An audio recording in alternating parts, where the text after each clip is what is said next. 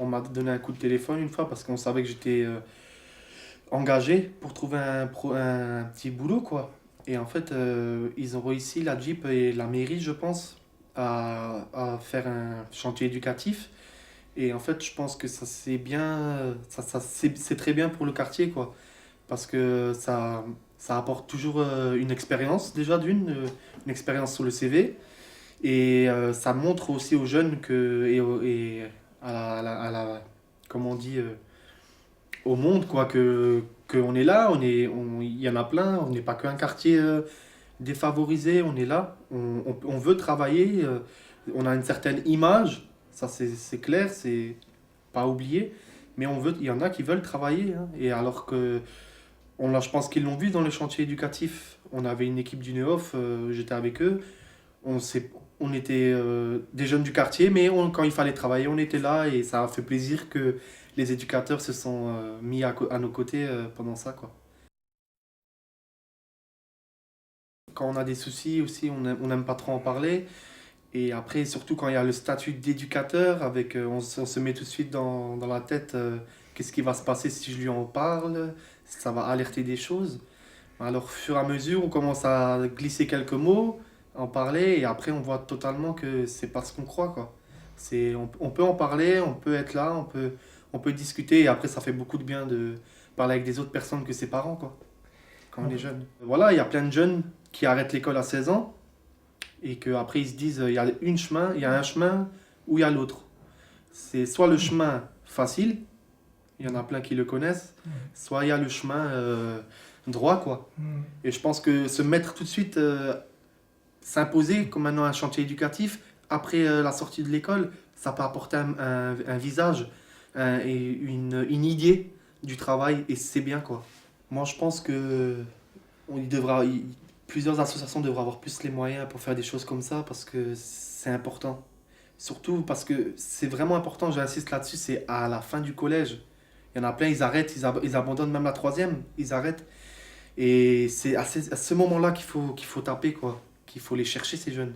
Parce que c'est là que s'ils ont plus les moyens, je pense que ça bougerait. Et comme ça a bougé, moi, ça m'a fait du bien. Alors, je pense qu'un jeune, ça lui ferait aussi du bien. Et j'espère que ça va continuer.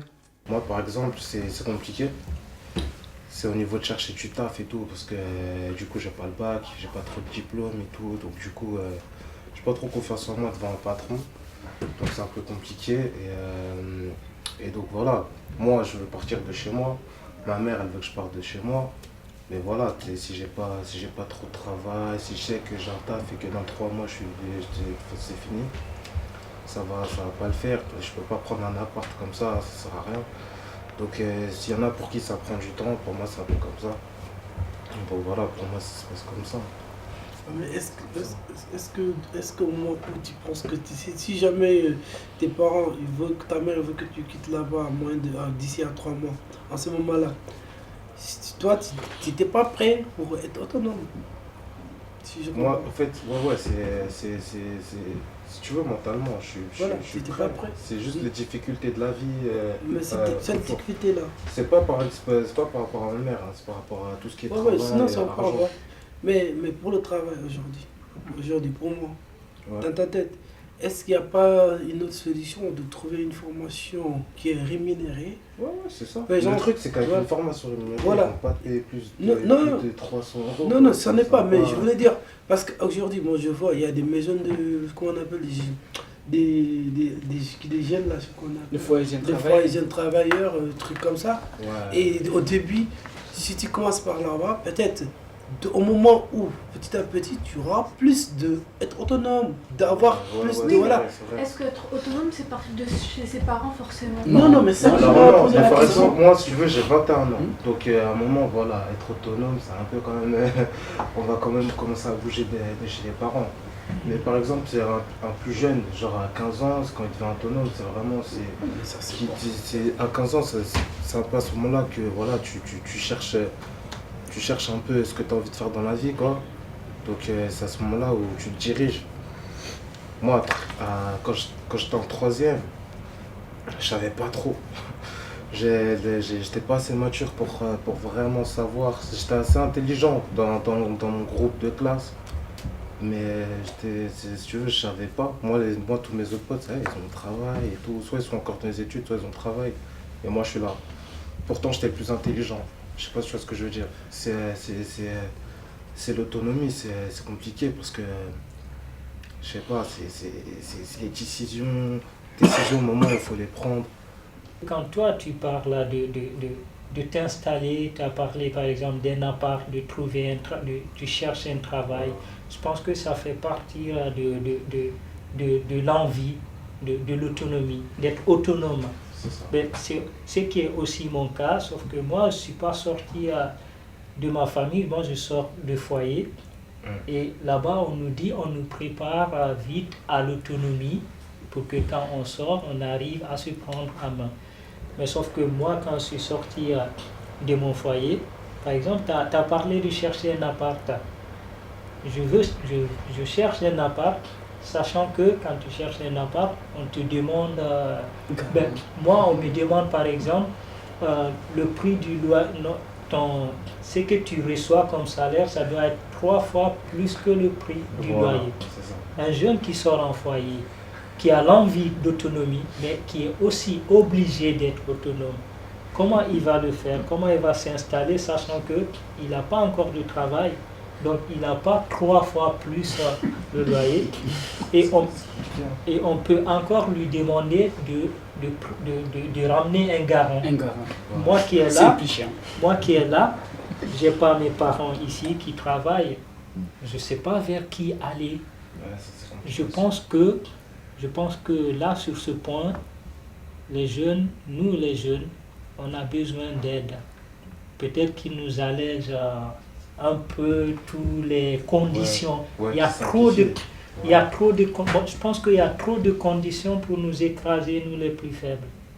Moi, c'est comme ça que je vois les choses. J'arrive vite à comprendre ce qu'il faut, à faire toutes les démarches qu'il faut.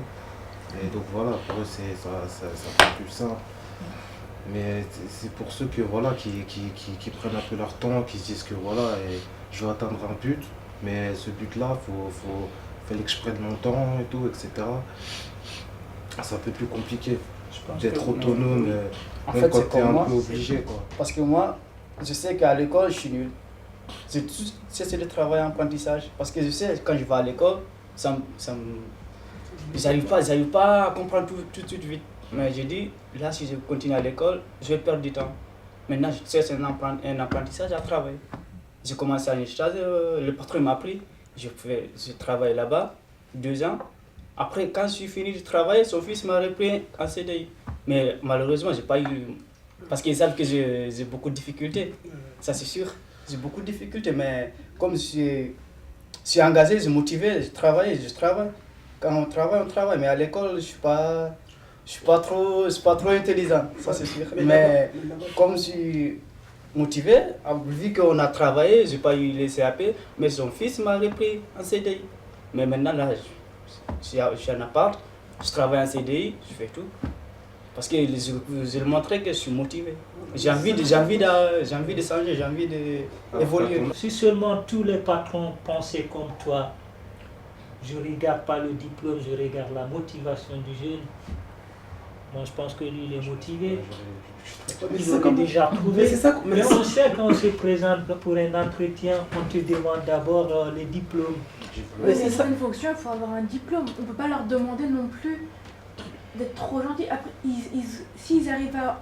On ne les demande pas d'être trop gentils. On montre notre motivation. Si tu es motivé, c'est qu'il y a des postes, il y aura besoin d'un diplôme, on le sait. ouais. Mais si aujourd'hui, parce que ce que je suis en train de Comment tu parler... mesures la motivation? Voilà. Pour la motivation. La motivation, par exemple, voilà un ex, je rebondis sur ce que Mamadou a dit. Ben, il reconnaît quand il était à l'école, il n'arrivait pas à suivre. Mais il a eu la chance, lui, ce que beaucoup de jeunes n'ont pas eu. Lui, il a eu la chance d'être pris en apprentissage chez un patron.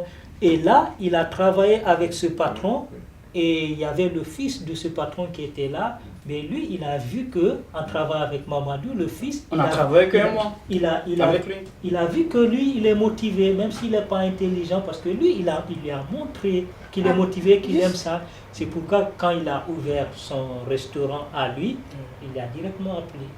L'intelligence, c'est pas garanti par un diplôme. Ça C'est pas parce qu'une personne n'a pas un diplôme qu'elle n'est pas intelligente. Oui, mais je suis d'accord avec toi. Mamadou, il a dit à l'école, il n'arrive pas à suivre. Ça veut dire à l'école, il ne comprenait pas. Ouais, Mais- c'est avec ces mots. Mais quand tu l'entends, comme ce qu'il dit là, quand tu l'entends parler, tu te dis, ben, il a une intelligence. Ouais, Je ouais, sais pas, il y a une maturité aussi, parce que peut-être qu'il n'a moi, pas compris les maths, tu vois, mais il savait déjà ce il qu'il voulait. comprend comment fonctionne la vie. Voilà. Quand j'aurai 85 ans, je mettrai tout mon argent sur le compte de mes enfants. Quand j'aurai 90 ans, je penserai à tous mes souvenirs avant de mourir. Quand j'aurai 95 ans, je penserai à tout ce que j'ai fait avec mes amis. Quand j'aurai 100 ans, je ferai des choses que je n'ai pas faites quand j'étais jeune. Sauf si je meurs avant.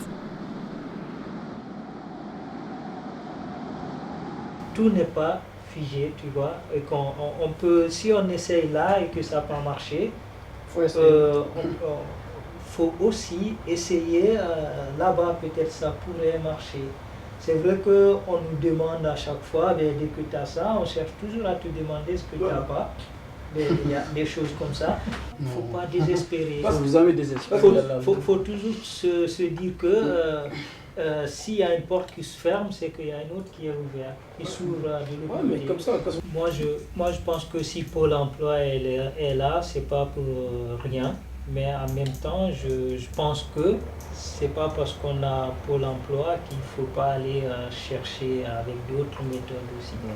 Non, mais par exemple, ma difficulté, c'est que, par exemple, chercher un stage dans la vente, dans des magasins de vêtements ou quoi, je connais un peu le travail, tu vois, je sais ce qu'il faut faire, ou même je rentre dans le stage et voilà, tu sais, j'apprends sur le coup, c'est des trucs simples. Mais le problème, c'est quand je me présente à la personne, avec le CV et tout, voilà, tu sais pas trop quoi lui dire d'emblée comme ça. Donc quand je vais au Pôle emploi, à la mission locale, ils me donnent des conseils, ils me disent il faut faire ci, il faut faire ça, il faut faire ci. Je les applique, ça donne rien.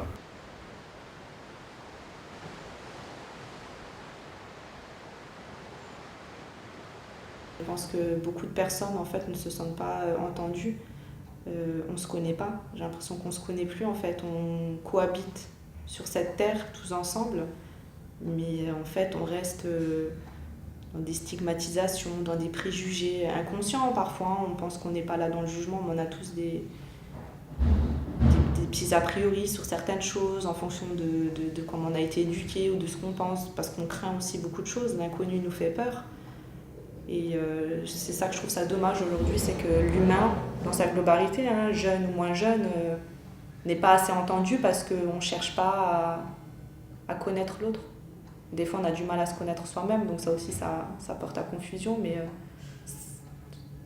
je souhaiterais que l'humain aujourd'hui essaye d'apprendre à se découvrir soi-même déjà, à oser à être soi-même tel qu'il est, même si on ne rentre pas dans un critère ou dans le chemin que la société voudrait dans lequel on soit, mais être entendu, c'est très important.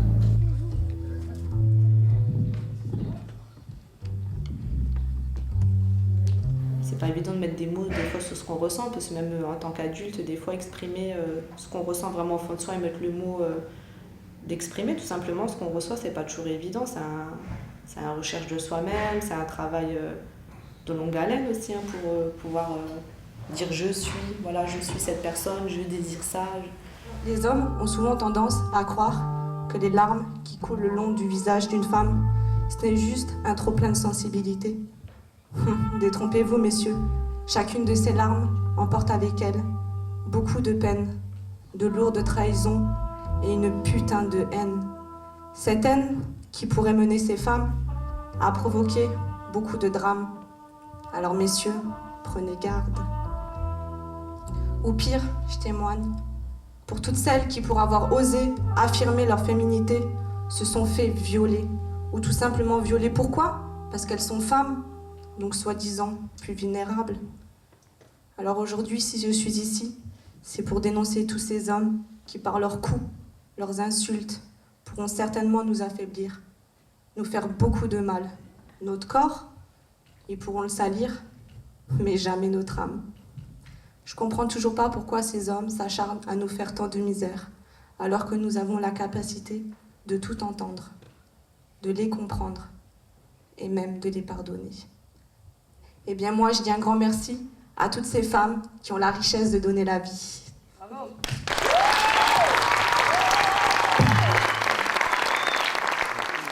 J'ai ressenti en fait l'impact vraiment de mon écrit quand j'ai eu le retour en fait de ce public, enfin j'appelle public, mais de ce retour de ces gens qui avaient assisté à la scène, des personnes qui sont venues, il y en a qui ont pleuré, certains m'ont pris dans les bras, m'ont dit quand t'as parlé j'ai cru que tu parlais de moi, c'est trop beau ce que t'as écrit. Et en fait moi c'était un texte, tout simplement c'était quelque chose qui vivait en moi et c'est vrai que quand je le récitais, c'est comme si je vidais quelque chose en moi, que je donnais de l'amour, du chagrin, de la haine, de la colère, un peu tout mélangé, mais c'est comme si je partageais comme ça en grosse explosion à entendra qui m'entendra. Et en fait, je pensais pas qu'on m'avait entendu aussi bien.